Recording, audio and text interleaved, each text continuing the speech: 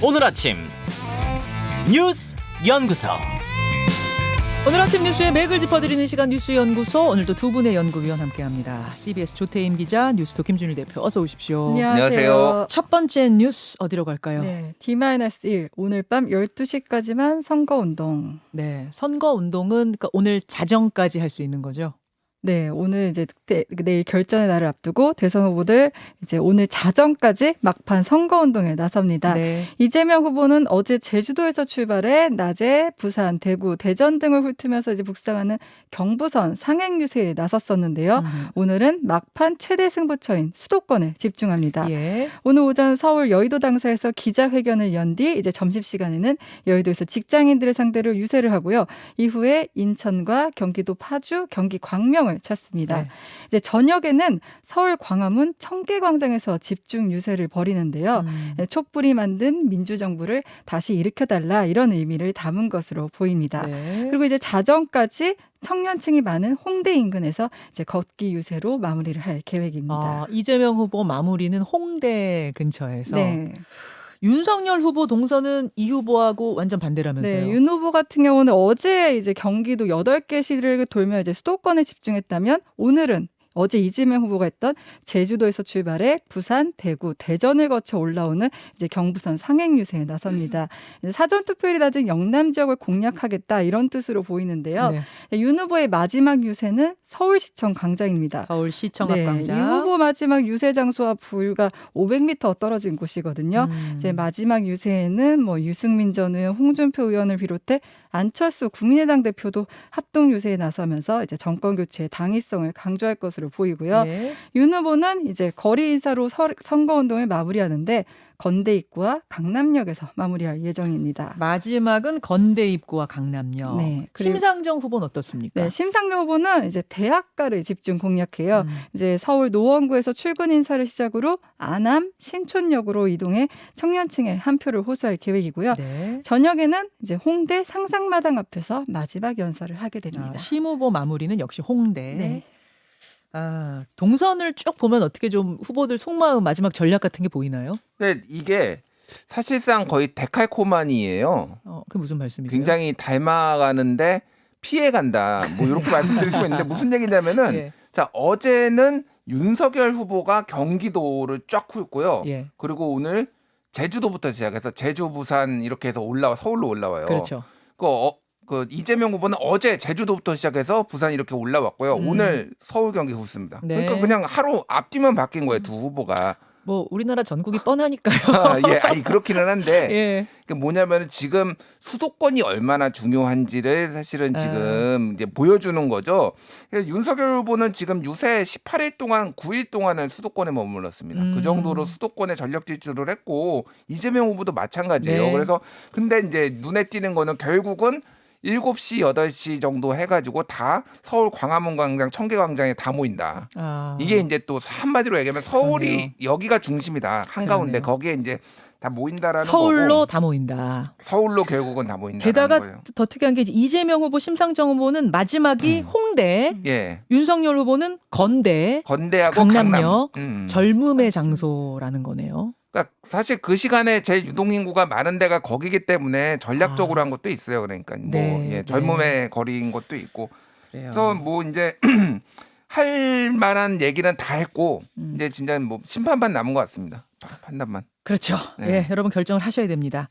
이런 상황 오늘 새 후보 또는 후보의 이제 대표격 대리인들 오늘 마지막 유세를 라디오 김현정의 뉴스쇼에서 할 겁니다. 여러분 들으시면서 마음 못 정하신 분들은 정하시면 되겠어요. 그나저나 조태임 기자, 네.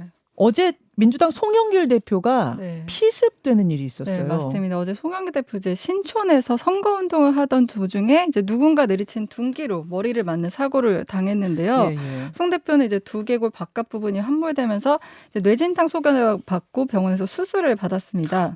저는 이제 그 장면을 보고 어. 그러니까 이렇게 다쳤다는 소식을 듣고 장면을 바로 봤는데 너무 세게 가격하는 모습이 네, 보여서 네. 그냥 막 두드리는 모습이 보여서 네, 달려와서 정말 사정없이, 큰일 네. 났다. 근데 그렇게 했던 것에 비하면 그래도 천만다행으로 뇌 손상이 있거나 그런 건 아니라는 네, 건가요? 다행히 이제 심각한 부상은 아니라고 이렇게 캠프 측에서 밝혔고요. 예. 가해자는 이제 표사카 TV란 유튜브 채널을 운영한 70대 남성으로 알려졌어요.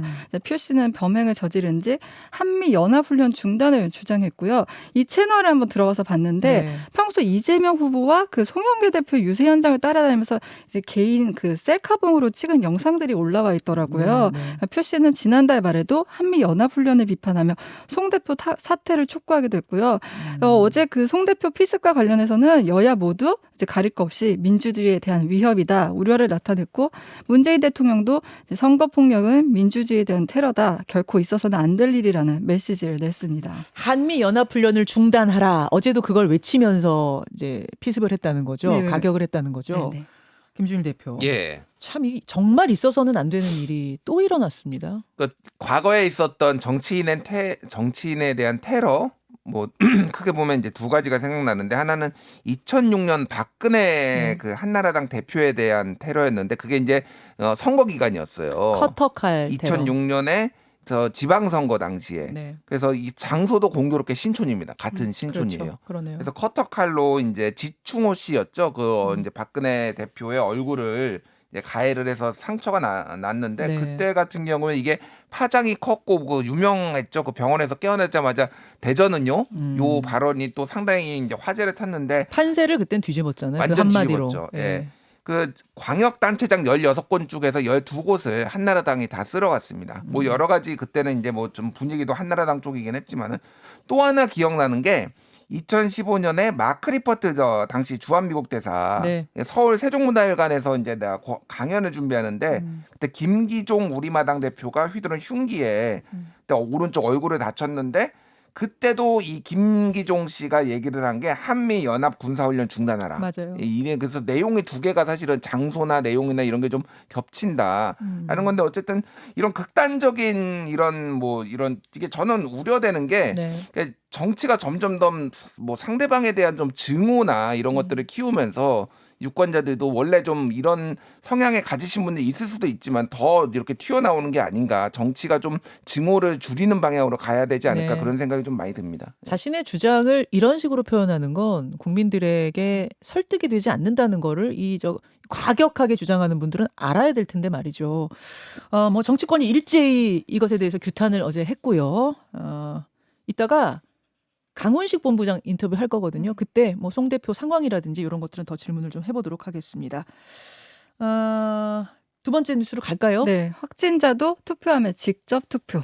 사전 투표 때 확진자 투표 부실하게 관리한 것 때문에 하루 종일 난리가 났지 않았습니까? 네, 어제? 맞습니다. 네. 결국 어떻게 결론이 났어요? 네, 내일 이제 대선 당일은 그 사전 투표와 달리 이제 확진자와 격리자는 일반 유권자와 같은 방법으로 투표를 실시합니다. 그러니까 임시 기표소가 아니라 일반 유권자들이 이용하는 기표소를 이용하고 투표용지도 이제 직접 본인이 기표함에 넣게 되는 거거든요. 그렇게 되면 이제 확진자 동선하고 일반인 유권자 동선이 겹치는 문제가 생기는데 그건 어떻게 해결합니까? 그 문제를 해결하기 위해서 그 투표 시간은 네. 6시부터 7시 반까지, 그러니까 확진자와 격리자는 6시부터 7시 반까지 1시간 반 동안 진행하게 됩니다. 일반 선거 다 끝나고 네, 6시부터 맞습니다. 7시 반. 네. 그럼 7시 반 도착한 분들까지 다 할 수 있는 거예요? 7시 반 도착한 분까지 최대한 보장하겠다고 해서 지금 예상은 한 8시나 9시에 최종 투표가 끝나지 않을까 이렇게 예상되고 있습니다. 예. 네, 그 사전 투표 당시에 왜 그 감염 위험으로 유권자가 직접 투표함에 기표용지를 넣지 못해서 투표 사무함이 전달하도록 해서 뭐 직접 투표 원칙, 비밀 투표 원칙 훼손됐다 이런 비판이 나는데 이거를 좀 보완한 것으로 보입니다. 그렇죠. 뭐 소쿠리 투표, 맞습니다. 쓰레기 봉투 투표 이거 비난받았던 거 결국 조금 더 시간이 걸리더라도 직접 투표함에 넣는 것으로 하자 이렇게 결론이 났다는 거. 네.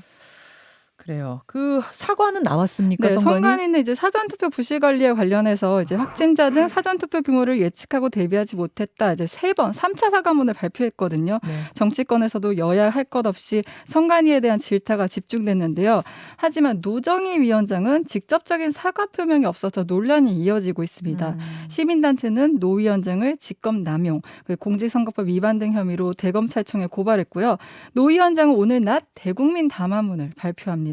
사과 입장이 담길지 지켜봐야겠습니다. 선관위원장이 오늘 낮에 네. 대국민 담화문 발표. 김준일 기자. 예.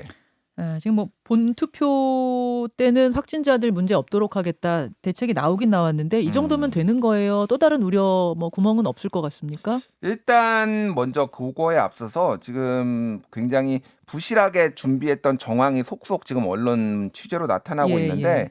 중앙선관위가 지난달에 이 방식을 확정을 했거든요. 네. 사전투표에서 임시기표소에 넣어가지고 이제 전달을 해서 넣는 거. 근데 지역선관위에서 이거를 굉장히 반대를 했다라고 합니다. 그러니까 탁상인정이다. 이거 아무것도 모르고 하는 거다. 그래가지고 임시기표소 만들지 말고 오후 6시 이후에 따로 확진자만 데려다가 해야 된다라는 얘기도 했고 지금 5시가 제일 바쁜 시간인데 그때 네. 뭐 확진자들끼리 다 몰려오면 이거 난리 난다라는 경고를 지역 선관위원들이 계속 했는데 중앙선관위에서 다 묵살하고 그냥 이거를 강행했다가 지금 이 난리가 났다. 그야말로 탁상 공론이군요. 예, 예.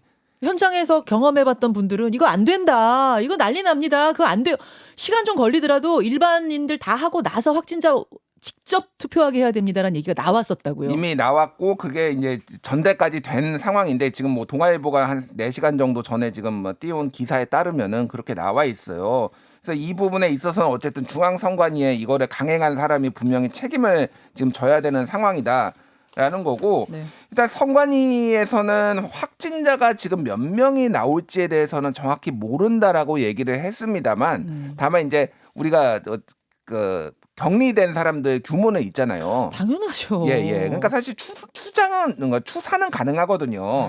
아니 현재- 그리고 잘 모를 때는 최대한 많이 왔을 때를 상정하고 준비해야 돼요. 그렇죠. 최악의 경우를 상정하고 해야 돼요. 당연한 거 아닙니까? 그러니까 어제 0시 기준으로 지금 재택 치료자가 115만 명 정도 되고 조금 더 늘어날 것으로 왜냐면 오늘 내일 발표하는 숫자가 좀 더 늘기 때문에 늘어날 것으로 보입니다. 그런데 정확한 숫자는 모른다라고 하는데 지금 이제 긍정적인 거 하나는 이 사전 투표소는 3,552개였다라면은 본 투표소는 14,464개 그래서 4.5배 정도 많아요. 예. 그러니까 이 정도 인원이면은 투표율을 감안을 했을 때 조금 더 덜 번질 것이다, 그러니까 번잡할 것이다 이런 거고 또 하나는 그 투표 관리관을 좀 더 확보를 하겠다라는 지금 뭐 방침을 지금 선관위에서 밝히긴 했어요. 참관인들. 예, 예. 예. 그런 문제들을 조금 해결을 하겠다라는 건데 지금 뭐 막판에 몰렸을 때 어떻게 할 것이냐에 대해서는 조금 불확실의 영역이 있다라고 지금 선관위에서도 좀 얘기를 하고 있습니다. 네.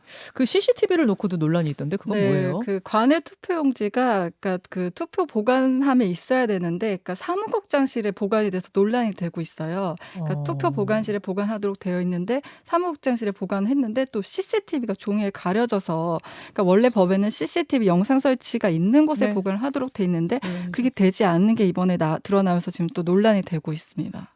아니 선관위가 왜 이렇게 저는 안일하게 대처를 했는지 정말 이해할 수가 없습니다. 그동안에도 계속해서 뭔가 뭐 선거가 이러니 저러니 주장하는 분들이 많았잖아요. 그걸 충분히 알고 있는 상황이면 더 철저하게 맞습니다. 관리를 했어야 될 텐데 참 그렇습니다. 예, 세 번째로 가죠. 네, 좀처럼 꺼지지 않는 산불. 경북 울진과 강원 삼척 산불 닷새째 이어지고 있습니다. 예, 당국이 이제 밤사이 야간 산불 집중 관리를 위해 뭐 진화대 공무원, 소방경찰 인력 3,900여 명을 투입해서 잔불 정리, 진화 작업을 벌였는데요. 네. 산림당국은 또 금강송 군락지 부근에 방화선을 구축하고 진화대원을 배치해 확산 방지에 나섰는데요.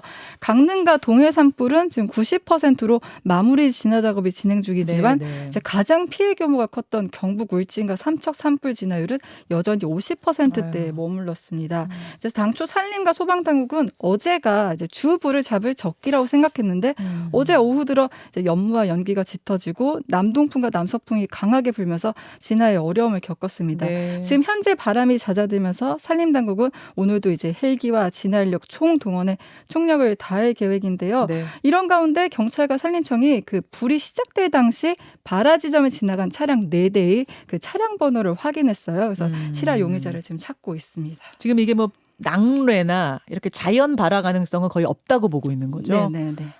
김준일 기자. 예. 한쪽은 방화가 분명하고 예. 다른 한쪽은 지금 찾고 있고 이런 그렇죠. 상황이라고 보면 돼요. 차량 4일 오전 11시 3분부터 16분까지 13분 동안 여기가 차가 많지가 않아서 네. 4대만 지나갔다고 합니다. 네. 그거 딱 확인했는데 거기에서 뭐 근데 담배를 피다가 던져가지고 이것까지 확인이 될지 여부는 모르겠어요. 그래서 좀 엄중하게 사실 확인이 돼서 처벌을 했으면 좋겠는데 그 네. 부분은 모르겠고 지금 오늘 문제가 오늘 오후에 바람의 방향이 바뀐다고 또 합니다. 바뀌어요? 그러니까 지금은 서풍이거든요. 네. 서쪽에서 동쪽으로 가는 거니까 사실은 이제 나무가 좀 덜 있는데요. 네. 근데 이게 오후에는 동풍으로 바뀌어요. 동쪽에서 서쪽으로 오면은 이게 내륙으로 나무가 많은 쪽으로 오기 때문에 그래서 오후에 바뀌기 전에 빨리 진화를 최대한 하는 것이 지금 이게 확산되는 이제 관건이 된다고 합니다. 아, 너무 마음이 아픕니다. 너무 마음이 아픕니다.